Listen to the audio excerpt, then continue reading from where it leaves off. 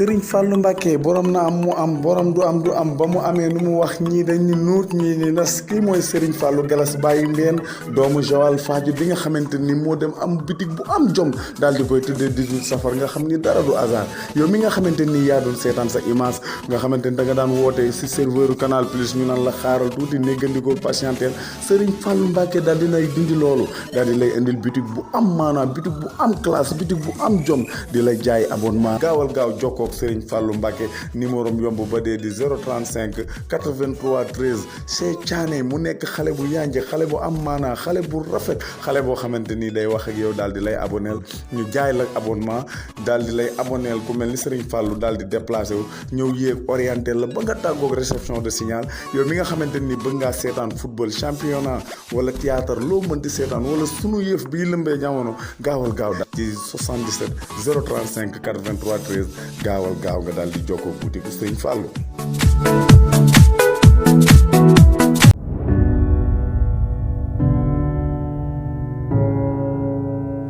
Étoile Jamono ñu ngi leen di nuyu di leen ziar di leen ñaanal jàmm tey ñu dellusiwaat dàll Joal solaat suñu dàll fekk si ndaanaanu kullu fadrin ñu koy wax docteur Alima Gueye docteur Alima Gueye nag ren moo nekkoon candidat wu Yewwi Askan Wi.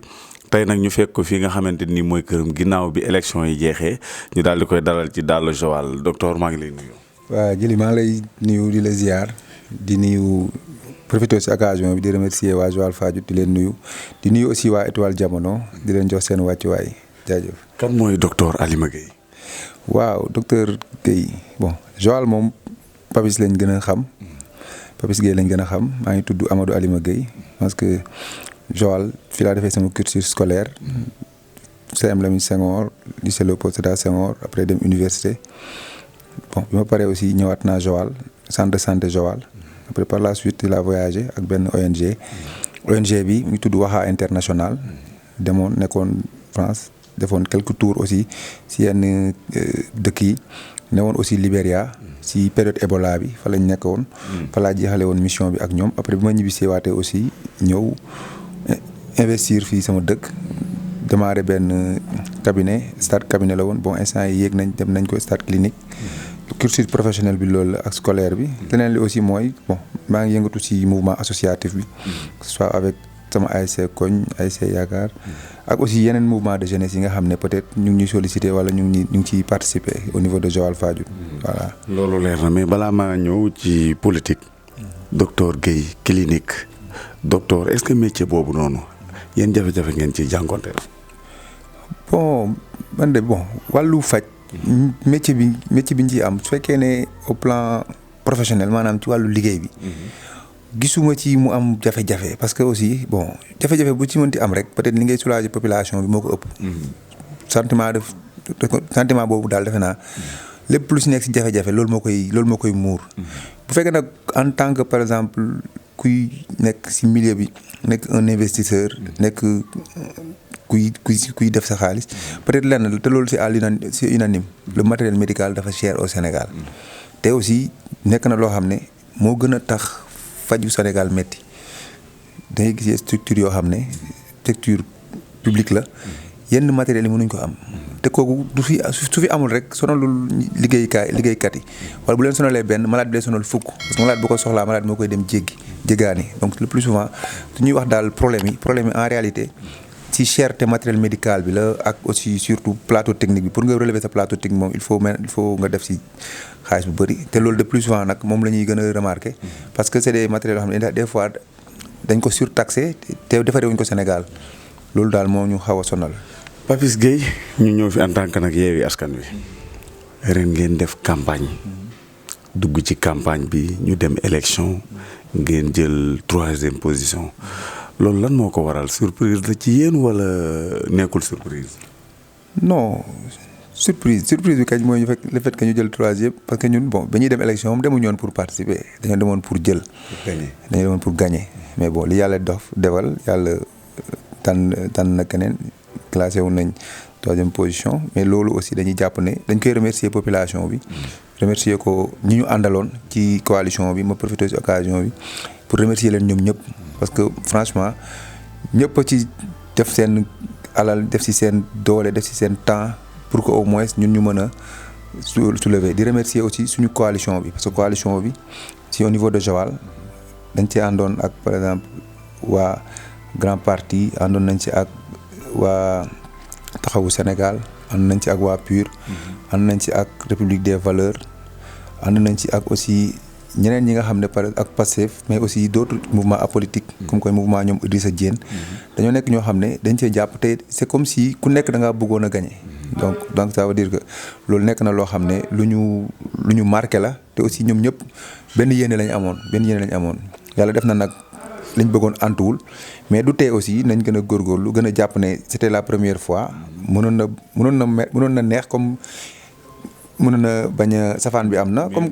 mais nag docteur c'est la première fois wante yow sens bi nga am mooy Sonko te Yewwi Askan bi gars yi dañ ko jox bopp boo xoolee Sénégal fi Yewwi Askan bi gagné yëpp lu bari la te boo xoolee jeunesse bi tey moom lañ gën a jox bopp lal nga xamante ni docteur def na ko loo xam ne waru ko woon a def ba perte élection yi loolu tam dañ la ko war a laaj. non ba perte élection yi je pense que tey Joal comme on a remarqué le taux de participation est trop faible presque sur 22 000 inscrits ay 11 000 wala 10 000 et quelques ñoo participé donc dañuy jàpp ne kon c'est la moitié de la population ñoo voté te loolu aussi dafa nekk loo xam ne lu yàgg Joal la Joal dañoo nekk dëkk boo xam dëkk bu particulier la Joal ñun ñëpp ñu fi nekk yëpp la population est trop active ma ne population trop active mooy nit ñi dañoo gëm liggéey ba taluñu dëkk bi. loolu dafa nekk loolu problème à Joal. Joal boo gisee ni mu xawee dellu ginnaaw nii c'est parce que nit ñi jéemuñoo gëstu liy doxal dëkk bi ku nekk daal yaa ngi jéem a liggéey. pour jëmale sa bopp kanam. Joal mooy dëkk boo xam ne courant mën na fee couper 1 semaine wala 10 jours ku nekk yaa ngi liggéey continuer sa liggéey pour mën a am loo jëndee sondel ñii mën a ut groupe. robinet day couper 3 4 6 jours 1 mois. ku nekk moom na nga liggéey loo mën a jëndee booy wàcc am sa butéelu kirène 10 wala 20 litres. te loolu dafa nekk loo xam ne yëfu ñëpp la. te gëm nañ ne bu fekkoon ne Joal nekkoon na dëkk bi ñu waroon dem ñëpp mànkoo ne lii daf fi war a jeex peut-être dañ jàpp ne war na fee mën a jeex mais dañoo nekk une population boo xam ne liggéey rek lañ gëm. moo tax nag liggéey boobu dañoo sóobu trop ci liggéey ba fàtte suñu dëkk bi. te nag loolu bokk na ci li nga xam ne aussi élection yi gis nañ ne les gens surtout les jeunes ne se sont pas impliqués. impliqué wuñ ci bon te moo nekk résultat bi bon ñu leen di wax nag aussi ne leen politique moom faut pas être nekkul question jeune nga waratu politique au contraire jeune yaa war a politique. parce que li ñuy décider ci politiciens yi li ñuy décider. pour avenir la te jeunesse la ñuy wax avenir donc loolu. bu ñu nangooti par exemple élection à venir yi ñeneen di décider à notre place ñun les jeunes. waaw loolu daal la ñuy bëgg a. loolu moom mais est-ce que tamit proximité yi nga xam ne gars yi doon nañ ko doon def porte à porte di dugg ci biir nit ñi di xam nit ñi seen i jafe-jafe est-ce que loolu Papis Gueye defoon ko. je pense que ñun gisuma waxuma dugguñu fépp de mais néew na kër yi ñu duggul ci porte à porte parce que ñun ñu bëri dañu wax naan campagne ñu parce que dañoo jàppoon ne campagne mooy folklore mooy def leneen ak leneen. loolu ci la bokk la. voilà mais ñun je pense que porte à porte Joal mën naa wax ne am gëwuma ne am na kër gu ñu duggul. non côté boobu da nga ko néewaloon. waaw folklore bi. non mais folklore bi du question dañ koo néewaloon mais dañoo jàppoon ne bu ñu organiser woon meeting organiser leneen contre organisation meeting mais on avait un temps très court Joal rëy te ñun aussi yàlla dafa def bi nga xam ne ñun au niveau de Pastef kese. am na instant bi pré campagne bi ñu ngi doon dem lancé wu nañu woon pré campagne. mais dañoo dem ba si biir Yewwi Askan Wi ñëw. il fallait que ñu ñëpp ñu toogaat ñu waxtaanaat xoolaat kan ku nekk indi sa candidat ñu xool ban candidat la ñuy jiital. en ce moment là ne nit ñi ñu ngi woon sur le terrain te loolu aussi ça a pris du temps bi ñuy jóg a génn si loolu. juste après ñu war a démarrer liste yi donc ñun loolu moo gën a nekk li nga xam ne moom moo ñu handicapé woon. mais teewul nag aussi campagne def na après def nañu pré campagne correct te aussi mu nekk un parti boo xam ne c'est un parti boo xam ne ñi si nekk lépp dañuy yëngu si dara. c'est pas les partis yoo xam ne comme parti boo xam ne dafa am ñoo xam ne ay du ma ne politicien classique ñoo xam ne kii wuñ dara ñun Joal même suñu campagne on était obligé ñëpp dañuy liggéey ba 16h ñu wàcc daje doog a démarrer suñu campagne. parce que aussi faut que ñu xam ne politique c'est pas un métier. politique dañoo nekk loo xam ne dañ ko war a defar ku nekk da nga war a nekk si dara ba pare yëngu ci politique loolu aussi bokkoon na ci handicap bi mais quand même je sais que campagne moom campagne nañ ci correctement. te fépp fu kër nekk dugg nañ fa presque biir Joal Fadiouth. meeting bi daal ngeen deful. non meeting lañ deful parce que. à la place on a ju dañ leen parce que nag affaire yi ku nekk daa war a bokk ci xew mi tëggkat bi ñëw woykat bi ñëw sàmp mbayaan bi ñëw loolu meer wane culture Papis Gueye da ngaa bëggul culture wala lan non culture ñun ci mouvement associatif lañ nekk je pense que culture duñu ne Joal Fadiouth je pense que même suñu programme bi y avait waxoon nañ ci lu bëri ci culture quoi parce que Joal tey mënul nekk une ville de culture et de tourisme te tey ñun ñu fi nekk gis nañ ne actuellement, présentement, Joal n'a rien de culturel, n'a rien de touristique. Joal, il y a 20 ans, ici, nous avons un patrimoine qui doit sauvegarder, nous avons yu bëri ndax saay na wala bu ndax saayul aussi xaw na dellu gannaaw te loolu Joal ku ne Joal wax culture donc je pense que ñun contrainte de temps moo ñu gënoon a sonal moo ñu gënoon a sonal parce que comme campagne bi 15 jours la woon population ñun soo xoolee ñu si newoon ñëpp sur la liste c'était des gens dañuy liggéey 16h la ñuy démarrer ba 22h 23h ak yenn jours fériés donc handicap contrainte de temps la woon mais quand même on a eu à faire une bonne campagne. liggéey bi leen di xaar lu jafe la parce que tey booy xool Sénégal jeunesse bi yëpp Sonko Yewwi Askan Bi la ñuy wax foo munti dem ñun ñu doon wàcc ci terrain bi Sonko Yewwi Askan Bi mais li nga wax ñooñu duñ mujjee di voté yi léegi loolu yéen ban liggéey ngeen nar a def ak jeunesse boobu. je pense que li ñu leen di lancer rek mooy li ma waxoon sànq wax leen ne leen jeunesse. moom mooy avenir u dëkk bu ñu nangu aussi en tant que jeune suñu avenir d'autres di ko choisir à notre place tey soo xoolee dans certaines grandes villes par exemple docteur Babacar Diop bi may déggante temps yële ak benn benn un ami benn collègue bu nekk si moom dafa ne ma Thiès jeunes yi ñoo gagné la bataille parce que jeunes yi ñoo doon dugg ci kër yi di génnee kii di sensibiliser di voter te loolu aussi gisuñu ko Joal. dëgg la Joal parce que dañoo Joal jeunesse bi au contraire da ngay romb di kii sax dañ lay am pour que dañuy daal kii dafa waroon na topp liggéeyam moo gën mu naan day politique. parce que comme si politique dafa nekk loo xam ne boo ci duggee doo amati liggéey non politique boobu c'est révolu. ay politique du ma xëy damay politique loolu c'est révolu te loolu di nga xool ku jàppee loolu politique je pense que yow dina gars yi dinañ la bàyyi. dinañ la fi bàyyi. politique nouvelle façon de faire la politique la mooy fexe jéem képp fu nekk fi nga nekk. nga jéem a fexe jéem a doxal jéem a dimbale sa dëkk kanam jeunesse bi nag li ñu leen di gën a ñaax mooy je pense que si biir mois de mars bi dinañ tijjiwaat inscription liste yi le moment venu ñun dinañ defaat li ñu waroon dinañ leen sensibiliser waat dinañ ko yëgle waat pour que au moins ñoom ñu dem ñu inscrire pour que au moins jot seen carte à temps pour que au moins nit ñi mën a voter parce que jeunesse bi aussi duñ gëmee Pastef gëm Sonko du ay wax moo koy fal Sonko pour nga jàppale ko foog nga am carte inscrire ci liste électorale yi jour élection nga dem voter te élection yi ñu jëm nii c'est des élections yoo xam ne mooy premier tour 2024 présidentielle yi élection législative yi di ñëw mooy premier tour législative 2024 am nga ci xel mu daal non am nañ ci xel mu daal parce que gis nañ ne am na benn vent de changement buy ñëw commencé na nag je pense que ak élection yi dina gën a yokk te incha allah en 2024 ñu eggali ko voilà ëllëgu Yewwi Askan Bi Joal Fadiouth ak Papis Gueye ndax mun ngeen ci indi lay leeral ginnaaw bi nga xamante jël ngeen 3e nan ngeen di waajalaatee élection yi di ñëw. waaw li ñuy waajalee élection yi mooy gën a toogaat rek gën a waxtaan gën a liggéeyaat nañu àndee woon booloo nekk benn ñu gën a ànd nekkaat benn pour xool nu ñuy waajale élection législative loolu dong la ak aussi gën a yokk liggéey bi rek quand même gën a yokk liggéey bi. mais nag jeunes yu bëri dañuy hésiter de parce que instant bi moom doole bi ngeen amoon muy waa Yewwi Askan bi xalaatoo ne mu ngi commencé wàññeeku parce que jeunes yi ñu bëri dugaat nañ ci ñoom ni leen ku mel ni Sonko Robel nangam ak nangam commencé yàq der ba nga xamante ni ñu bëri instant bi bëgg bi ñu bëggoon Sonko mu ngi commencé wàññeeku yow loolu ban message nga si. non loolu moom xam nga Sonko moom yàgg nañ ko stigmatiser quoi. affaire xaalis bi wax Casamance. non loolu. loolu feeñul indépendance. non loolu. képp ku jaar université. képp ku jaar université jàngee université. que ce soit université Saint-Louis wala université Dakar moom bëriwu fa woon mais université Saint-Louis. université Saint-Louis boo amoon ay ticket rek. mën nga faa dund atum lëmb te doo yor xaalis. loolu genre monnaie locale la ticket bi ngay añee. ticket bi jamono yooyu 75 la woon ticket añ bi 150 ticket ndekki bi doo yoree ticket añ ak ticket reer benn ticket añ ak ticket ndekki mën nga see am warga ak suukar mais xam nga loolu université kese la amoon loolu c'était une monnaie locale.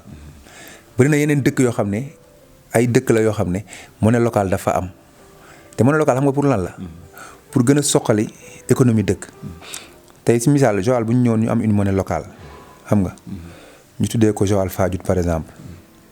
ñu ne la par exemple benn Joal Fadiouth égal par exemple équivalent wu 100 francs tey xaalis boobu Joal rek la yem mais dina permettre ñun ñi nga xam ne ñoo nekk Joal man bu ma yoree ay monnaie bu tudd Joal Fadiouth mënu ma ko jaay feneen fu dul Joal Fadiouth loolu dina tax lu ma yor si xaalis biir Joal lay yem loolu c'est une façon nga développer économie locale. D'accord. loolu la ñuy wax moom la ñuy wax monnaie locale.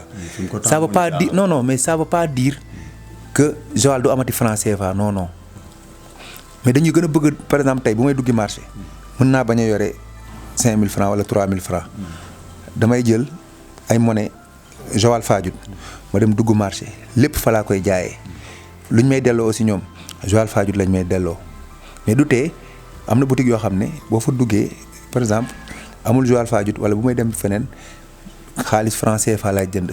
biir Joal tamit franc CFA dina ko ne di fi dox parce que tey bu ma yoroon 10 000 Joal Fadiouth ma soxla woon ne damaa war a génn ak leneen dina am ay points yoo xam ne dañ naan la ay points de change lañ comme ni ngay demee ñu changer le euro changer le dollar da ngay dem ñu am point de change ma jox la par exemple benn 10 000 Joal Fadiouth nga jox ma nangam ci CFA loolu la ñuy wax monnaie locale. mais bon politique nag nekk na loo xam ne des fois nit ñi bu ñu waxee nit ñi le plus souvent. beneen côté la ñuy xëy mais non loolu économie loolu ay termes économique la te loolu moom moo war a mën a suqali suñu dëkk yi pour que au moins ñi nga xam ne par exemple jënd beeg jaay bi gën a mën a mën a jëm kanam.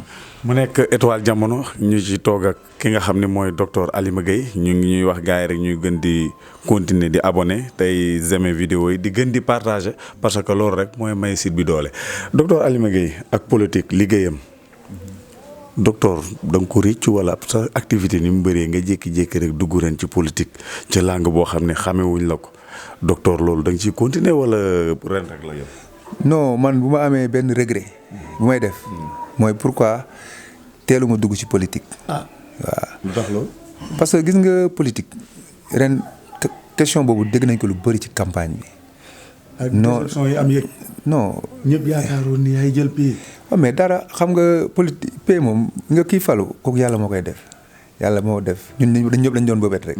yàlla moo fal na ki ko neex ñu ngi koy ñaanal aussi par occasion mu jig dëkk bi parce que aussi ñun dëkk bi la ñu am. bu jigee dëkk bi defar dëkk bi jëm kanam bi élection jotaatee ñu ñëw jël eggali suñu. eggali ko pare ngeen pour liggéey ak moom.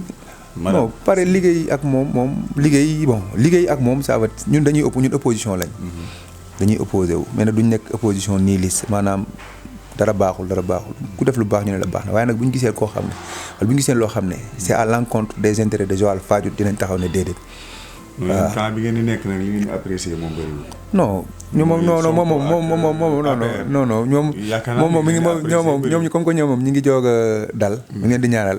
ñu jig dëkk bi ñaanal leen ñu liggéey ci jàmm. xam nga seen bébét ñoom ñu antal ñu yeggali ko. ku def lu baax nag wax dëgg ñun du ñu nekk ay nihiliste naan dara ba non. sa staff bi nga àndaloon politique ndax am na loo ci yokk wala am na benn faay bu ngeen def wala jàpp nga ni lii lañ defoon buñ deful loon lii. ñun on a fait ce qu'on avait à faire wax dëgg gars yi moom gàcce ngalaama ñoom ñëpp on a fait ce qu'on a à faire. yaa ngi wax benn question sànq ma ci dellu si waat mooy ci biir campagne bi.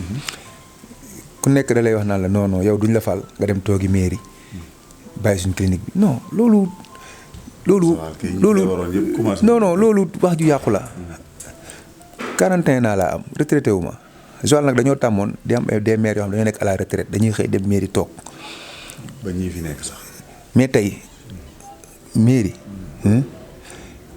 comme ni ma nekkee responsable ci ASC keneen nekk ko responsable par exemple ci club Maama Ngëj commune kenn nekk responsable basket soo xoolee su ñuy xool similarité c'est la même chose que ak mairie ASC bi dañ ne kan moo bëgg a nekkal ci koñ bi taxawal waa koñ bi man ma yëkkati sama loxo Maama Ngëj commune bañ ñëwee dañ ne kan moo bëgg a nekkal ci waa Maama Ngëj commune ci dëkk bi ci wàllu sport kooku yëkkati loxoom même chose kan moo bëgg a nekkal dëkk bi ci mairie ba nga yëkkati sa loxo loolu bénévolat la nga bénévolat nag ñu koy tekki ci tubaab mooy loo xam ne amul payoor man du ma ñëw tëj sama clinique ne damay dem toogi mairie war a dundee xaalisu mairie moo nekk xaalis boo xam ne dafa waroon dugg si biir dëkk bi loolu amul tey soo gisee ñu naan la une politique autrement maa la koy wax sànq parce que ñun si xoolee ñun ñi nga xam ne ñoo dee investi ñun ñëpp dañoo nekk ci ay activités parce que leneen lañ bëggoon wan waa Joal ne leen nit ki mën ngaa nekk di liggéey te du tee nga politique. mais est-ce que loolu mën nga ñu ko expliquer yow Papis Gueye bu gagné nekk maire bu Joal Fadiouth yor clinique am war a xëy liggéey dem mairie ba loolu nan nga ñu koy. xam nga tey déjà mairie équipe municipale moo koy gérer équipe municipale du benn nit du ñaari nit équipe municipale la te gis nga ji liy doxal mairie dëgg du dem toog mairie. liy doxal dëkk. nawul dem toog mairie tey 8h ba midi wala 8h ba 14h. boo toogee mairie la nga fay def surtout cas Joal 3/4 yi litige foncier la bu newul loolu ay dossiers sociaux la ak leneen lay doxal dëkk bi mooy nga dugg ci dëkk bi nga xool liy doxal dëkk bi du tee nag yow nga liggéey ba liggéey wàcc le maire il a ñaata adjoint 5 adjoints 5 adjoints mais chaque jour benn adjoint mun na nekk fële le maire chaque soir mu nekk fa man mun naa liggéey à partir de 16h ma dem mairie chaque jour dina am benn adjoint bu fa nekk du tee kenn liggéeyam taxaw ku nekk dina continuer sa liggéey ba pare dëkk bi dina dox mais lii gën a doxal dëkk foog nit ñi xam ko xam nga dëkk la moo koy doxal dëkk fiscalité locale moo koy doxal fiscalité locale waaw maanaam ñu xool par exemple Fatick par exemple bokk na ci dëkk yi gën a président de la République fa la dëkk mais Fatick bokk na ci dëkk yi gën a dellu gannaaw en terme de fiscalité locale parce que dëkk bi amul koom-koom acte 3 décentralisation am na dëkk yoo xam ne da leen a loroon parce que dëkk yooyu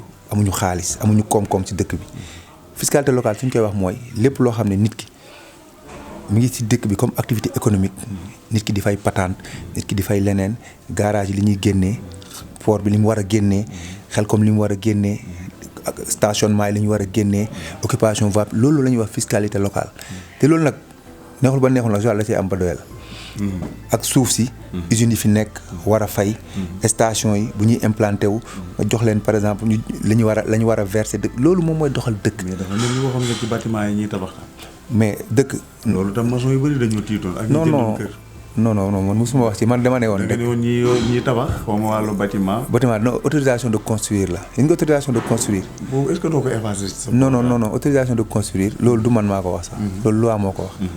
loolu amul lu ci Papis Gueye wax leneen yeneen dëkk yi da ngay gis ñu ne autorisation de construire numéro temps nga autorisation de construire yow mi jënd sa kër sax da lay arrangé parce que ki tabax këram xaalis la siy def dem nga jënd nga kër yow xamoo fan moo baax xamoo fan moo bon gis nga li xewoon fële Thiès terme sud ñun dañoo ñëw tabax mais ñooñu est-ce que bu ñu ñëwoon am autorisation de construire kayit ba jaar fa mu war a jaar yëpp est-ce que dinañ ñëw defar ay millions par nit ñi ñëw di ko toj non autorisation de construire d'une part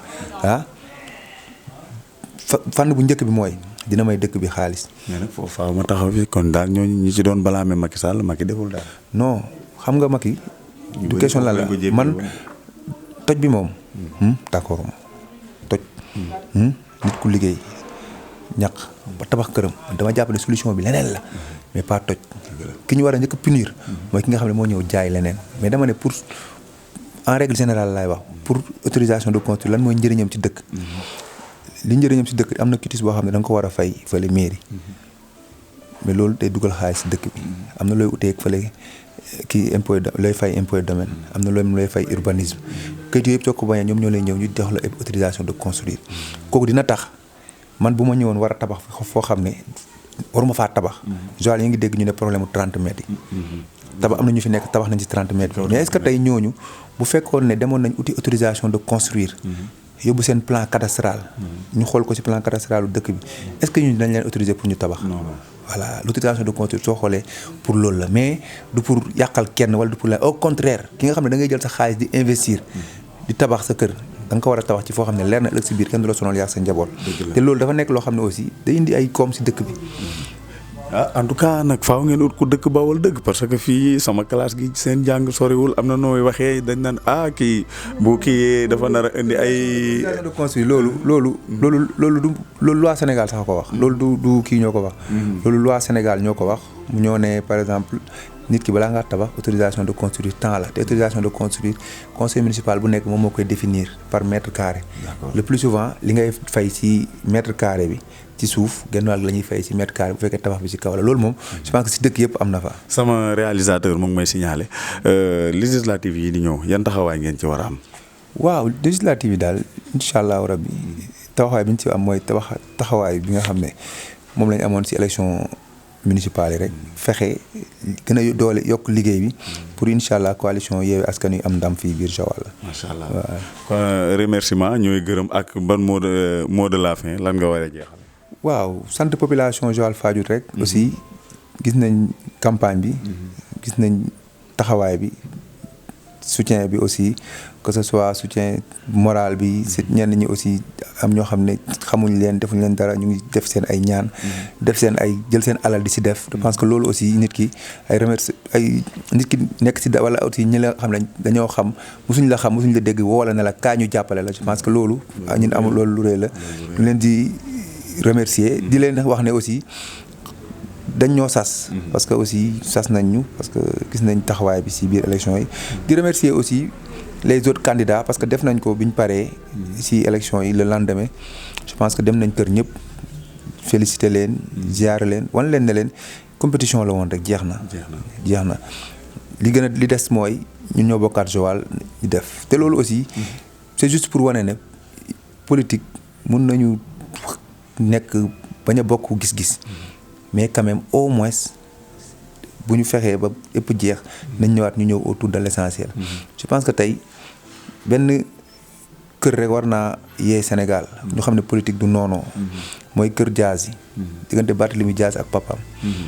Barthélémy Diaz dañuy wax Ousmane Sonko mais Barthélémy Diaz li muy wax Macky Sall Ousmane Sonko sax ñu ko wax Macky Sall.